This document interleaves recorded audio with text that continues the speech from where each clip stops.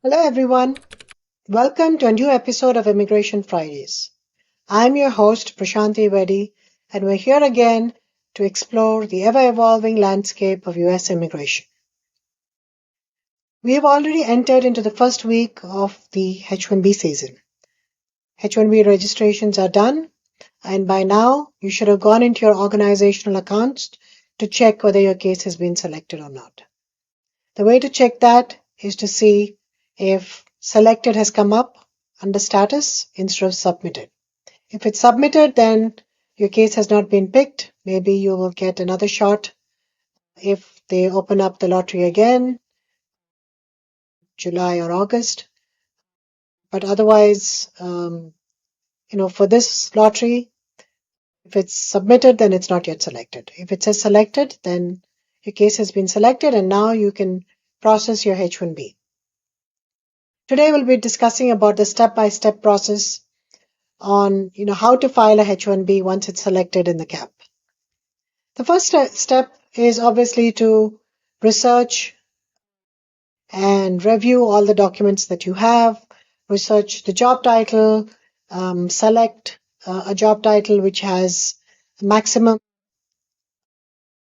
chances of success, review all your documentation, review your employees' documentation, their status documentation to make sure they're in status, their educational credentials to make sure that the job is directly related to their education, and also go through a detailed job description, prepare a detailed job description to show that the position is in fact a specialty occupation. So once you have decided on the job title, the job description, and you've reviewed all your documentation, you have to then check the prevailing wage. The prevailing wage is the wage that is used in the labor condition application, and the prevailing wage the offered wage always has to be more than the prevailing wage. The prevailing wage is the industry standard as to what wage is usually used for a person having that job description, that job title within that MSA or metropolitan statistical area. The easiest way to find the prevailing wage is go to the flcadata.com website, and there you will have prevailing wages based on job title and based on geographic location. Once you've identified and found your prevailing wage, you will see which wage to use. They have 4 levels of wages: level 1, level 2, level 3, and level 4. Level 1 is usually for entry-level positions. So if your employee is a student who has just passed out of school and does not have any previous job experience, you would most probably use a level 1 wage survey. If the person has some experience, then you would most probably use level 2 and so on and so forth. Once you've identified the prevailing wage and which wage level you're going to use, you will go ahead and file your labor condition application. The labor condition application is filed on the Labor Department flag website, and the labor condition application usually has the job title, the prevailing wage, the offered wage, the work location, and some attestations with reference to H1B dependent employers. Now, the labor condition application, which is filed with the Labor Department, usually takes 5 to 7 business days to get approved. You have to wait for the LCA to get approved before you can actually go to the next step, which is filing of the I-129 application. And before that, just remember, before you file your LCA, make sure that you post your LCA for a period of 10 business days. You can file your LCA once you start posting it. So on the first day of posting of your LCA, you can actually file the petition, but the LCA has to be posted for 10 business days at your work location. So now that you've posted the LCA, you filed the LCA is approved, you can start now filing your I-129 petition. That is the H1B petition. The I-129 petition is filed with the USCIS. The LCA is filed with the Labor Department, and once you get the approval, then you file the I-129 petition. Now, the I-129 petition can be filed online with your organizational account that you can create on the My USCIS website. And it's, the forms that have to be filled out for the H1 are the I-129 forms, the I-129H supplement, and the I-129DC. So once you fill out all the forms, and then you can upload all the supporting documents. You have to upload supporting documents. Of course, the registration approval has to be submitted. That is most important. Then you have to submit your passport copy, your employee's passport copy. If your employee is in the US, then you have to submit documentations to show the person's status, such as the I-94 and an I-797 if relevant. And also you have to submit your company documentation. We usually submit a copy of the company lease. We sometimes submit a tax return. You also, if you are a consulting company, will have to show that you actually have specialty occupation work available for your employees. So you would have to submit an MSA and a purchase order, a master service agreement and a purchase order. In addition to that, you also have to submit an offer letter showing what salary you're paying and ensuring that the salary is equal to the salary on the LCA. Now, once you have completed all the I-129 forms and you have uploaded your supporting documents, you can pay the fee online through an ACH payment or a credit card payment, and then you can submit your form. You can submit your case. Once the case is submitted, you will get a confirmation from USCIS that the case has been submitted.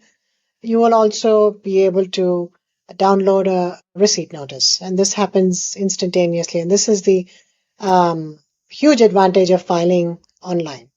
But if you do not want to file online because you have maybe a H4 petition which you want to file along with the H1, which cannot be submitted online, then you might want to do a paper filing, in which case you might want to make sure that you have written the correct amount on the check for the USCIS fee, and you make sure that it's signed and dated correctly. USCIS processes the case usually within 4 to 6 months. If you do premium processing, then they usually process it within 30 days. They say they'll process it in 30 days, but they actually process it within a week. So there's a huge advantage in filing premium processing, but of course there is a fee involved.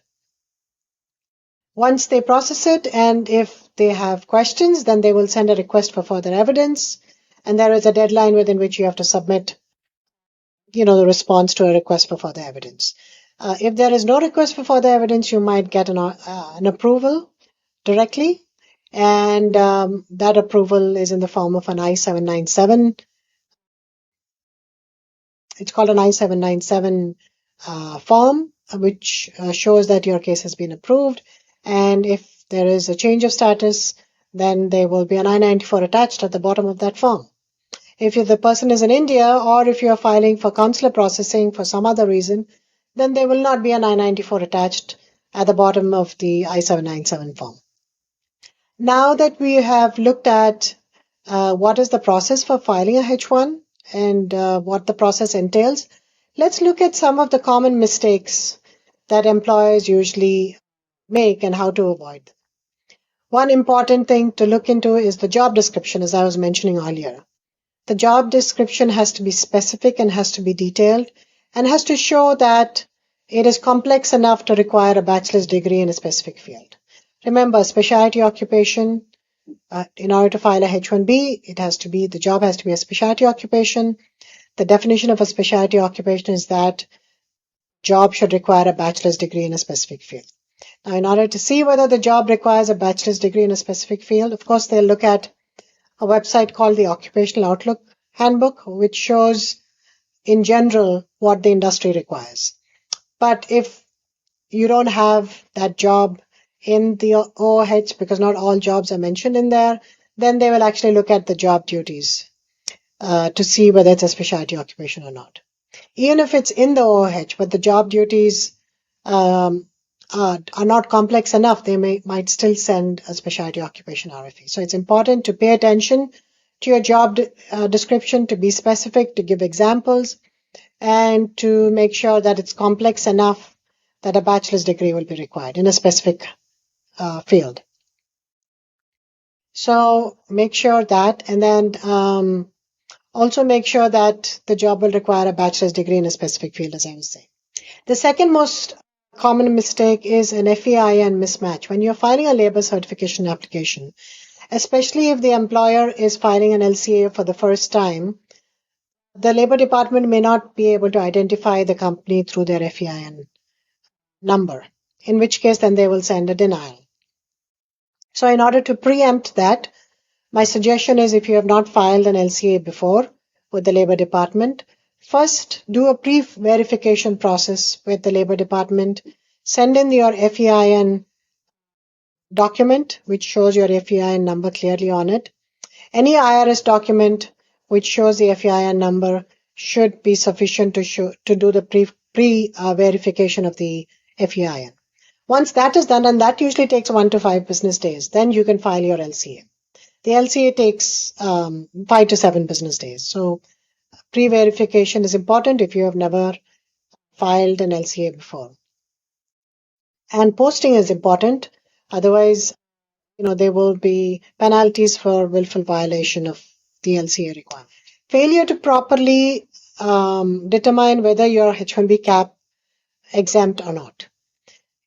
So it's very important to determine whether your employee is cap exempt or cap subject. If your employee was previously working on a H1, they're most probably cap exempt. But if they were working previously but with a cap exempt organization, then if they are filing now with you and you are not cap exempt, then you have to file a registration, because then they are now cap subject because they're working with a cap subject employer. So such people will have to file a registration, and you will not be able to file your H1B cap petition without doing the registration. Selecting incorrect data or a start date on the Form I-129 is again another commonly made mistake.